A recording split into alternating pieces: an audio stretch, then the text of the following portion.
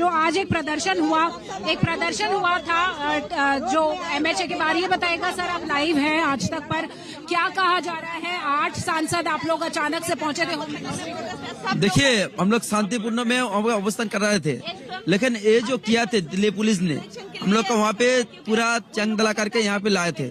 ऐसा क्या होगा? हम लोग संसद है, चुनाव लड़के यहाँ संसद हो गया, जनमत से संसद हुआ था, लेकिन ये लोग जो कर रहे हैं ऐसा नहीं है। गणतंत्र का तंत्र रद्द कर रहे चलना चाहता है। ईडी के दे के बंगाल से पूरा जो है वो टूटना चाहता है और बंगाल का रणनीति चोरी करना चाहता है, इसीलिए हम लोग का। देखिए हिमांशु, आप देख सकते हैं अभी भी गहमा गहमी यहाँ पर है। महुआ मोइत्रा यहाँ से अभी थोड़ी देर पहले निकली है, कीर्ति आजाद ने बात की, यहाँ पर अभी मौजूद हैं, इनसे भी बातचीत करने की कोशिश करूंगी। डेरेक ओब्रायन यहाँ पर है। तो ये जो 8 टीएमसी के सांसद सुबह प्रदर्शन करने पहुंचे थे एमएचए पर, उन्हें पुलिस ने डिटेन कर लिया। पुलिस का ये कहना था कि कानून व्यवस्था बिगड़नी नहीं चाहिए और वो जो इलाका है एमएचए के आसपास का बेहद संवेदनशील इलाका है, वहां पर किसी भी तरह का कोई प्रदर्शन उसकी अनुमति नहीं होती है। लिहाजा वहीं पर इन लोगों को डिटेन करके यहाँ पार्लियामेंट स्ट्रीट थाने पर लाया गया। लगभग 1.5 घंटे के बाद इन्हें छोड़ दिया गया है। इनका कहना है कि ममता बनर्जी के संघर्ष के साथ कोलकाता और दिल्ली में जितने भी टीएमसी के सांसद हैं, जितने भी कार्यकर्ता हैं, वो सब लगातार प्रदर्शन करते रहेंगे। और अभी भी आप देख सकते हैं कि पार्लियामेंट स्ट्रीट थाने पर ही ये सारे सांसद मौजूद हैं, लगातार बातचीत कर रहे हैं, कह रहे हैं कि किस तरह से ईडी अपनी जो कार्रवाई कर रही है उस पर ये सवाल बार बार उठाए जा रहे हैं। महुआ मोइत्रा यहाँ पर मौजूद है हिमांशु, और लगातार यही कहा जा रहा है कि कोलकाता की जो लड़ाई है वो दिल्ली तक भी लेकर आएगी टीएमसी। अच्छा, आप अपडेट देते रहिएगा, लेकिन जिस जगह पर आप मौजूद हैं वहां पर अब से कुछ देर पहले प्रेस कॉन्फ्रेंस भी हुई थी, तो टीएमसी के सांसद कीर्ति आजाद ने अपनी बात रखी थी। क्या कहा था उन्होंने, वो एक बार अपने दर्शकों को हम सुनवाते हैं। उस प्रदर्शन में हमने शांतिपूर्ण रूप से थे, आपने उसके विजुअल्स देखे हैं, हमको उसमें कुछ बात करने की आवश्यकता नहीं है। लेकिन प्रश्न एक उठता है जो कि बहुत ही ज्वलंत प्रश्न है कि ईडी के रेड केवल विशेष क्यों और जबरदस्ती क्यों किए जा रहे हैं। हम ये भी जानना चाहते हैं कि ऐसे अनेकों लोग हैं जिनके ऊपर पुख्ता प्रमाण है।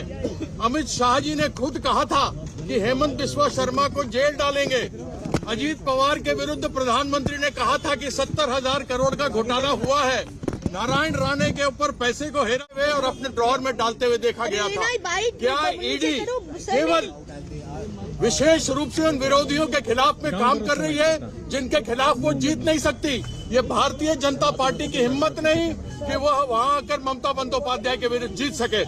और आज 2 बजे हमारी नेत्री कलकत्ता के सड़कों के ऊपर मार्च करेंगे इस ईडी के अनकॉन्स्टिट्यूशनल, जिसको कहा जाता है कि यह गैर राजनीतिक रूप से जो हमारे ऊपर यह किया गया है उसके विरुद्ध में आज उनका मार्च होगा। हमको और इसके ऊपर और अधिक नहीं कहना, लेकिन यह जो भी किया गया है, जो भी रेड हुआ है, वह रेड उचित नहीं है, अनुचित है। जीतने के लिए वह कुछ भी करने को तैयार है, और जिस प्रकार का रेड हुआ ये चोर लोग ही इस तरीके से करते हैं।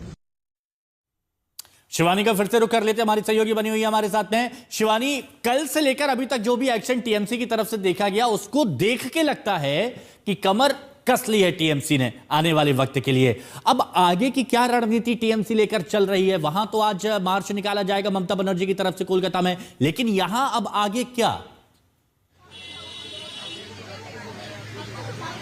देखिए, क्योंकि पश्चिम बंगाल में चुनावी माहौल है हिमांशु, तो समझा जा सकता है कि कोई भी मौका कोई पार्टी छोड़ना नहीं चाहती, और टीएमसी लगातार इस बात को लेकर केंद्र सरकार पर आरोप लगाती आई है कि वो एजेंसीज का दुरुपयोग करते हैं। और ईडी की जो कार्रवाई हुई है, ईडी की तरफ से कहा जा रहा है कि ये एक ऐसा केस था जिस पर कानूनन कार्रवाई की जा रही थी, कुछ साक्ष्य ईडी के पास से, लेकिन उसका रिएक्शन आपने देखा किस तरह से कोलकाता में ममता बनर्जी ने खुद आक्रामक रूप में जाकर अपनी ऑफिस से हार्ड डिस्क और डॉक्यूमेंट्स निकाला, किस तरह से उन्होंने बयान जारी किया, किस तरह से आज एक बड़े प्रदर्शन का वहां पर ऐलान कर दिया गया है। और उससे पहले आप देख रहे हैं कि दिल्ली में भी किस तरह से गहमा गहमी का माहौल है। जो टीएमसी सांसद दिल्ली में मौजूद हैं वो लगातार ये बात कह रहे हैं कि वो इस तरह का प्रदर्शन करते रहेंगे, और बहुत ही गंभीर सवाल उठाए जा रहे हैं। और हर बार ऐसा ही होता है हिमांशु, जब भी किसी विपक्षी दल पर ईडी या किसी और एजेंसी की कार्रवाई होती है तो सबसे बड़ा सवाल यही होता है कि एजेंसियों का दुरुपयोग हो रहा है। जबकि ये जो मामला है अब ये कोर्ट तक भी ले जाया जा रहा है,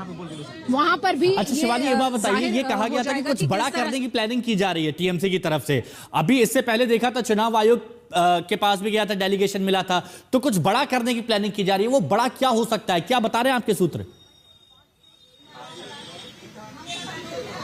देखिए, जहां तक बड़ा करने की तैयारी है तो अलग अलग मुद्दे जो हैं, चाहे वो कानून का मुद्दा हो, चाहे वो ईडी का मुद्दा हो या फिर एसआईआर का मुद्दा हो, हर मुद्दे को एक बड़ा मुद्दा बनाने की फिराक में हमने देखा है कि टीएमसी रही है। आपने देखा पिछले हफ्ते मुलाकात हुई थी अभिषेक बनर्जी की कि यहाँ पर चुनाव आयोग के सामने जो मुख्य चुनाव आयुक्त के साथ तनातनी की खबरें भी बाहर आई थी, उसके बाद भी